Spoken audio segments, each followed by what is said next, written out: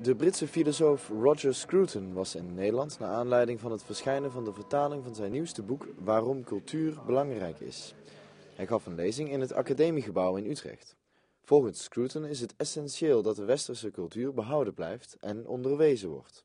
How exactly do you define culture? Because it's a very big word, of course. Yes, culture has always been, by almost everyone, divided into at least two. There's the culture which holds society together, which is part of the instinctive social inheritance of everyone, and there's the culture which consists in reflection on things, which has to be taught, which is part of a more elevated and continuous debate in which religion has a part, in which music has a part, in which literature has a part, and painting and so on. And that higher thing is the thing which is so difficult to articulate in the modern world, but in my view is so necessary to articulate.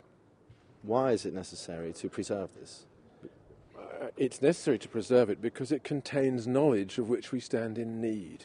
Knowledge not only of the human heart, but also knowledge about how to deal with each other, how to deal with strangers, how to understand the human condition in its full complexity, so that we are not, as it were, trapped into ignorance by the course of events.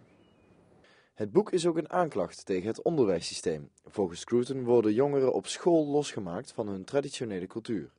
And it's true that I do lament much that is done now in the educational world, partly because I think that young people need to be reattached to the culture that we've inherited, because it contains within it so much knowledge, so much interest, and so much love of life, that it would be wrong to separate them from it.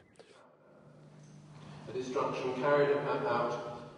Well, there are two major causes. One is, of course, the mass media, which specializes in appealing instantly to sensational things, because the mass media wants immediate attention rather than understanding. And it is, especially television, is replacing reflective understanding of the human condition with mere sensation. So people exist from day to day on a temporary diet of excitement. And that is one reason why culture is under threat. And I think teachers have to stand against that.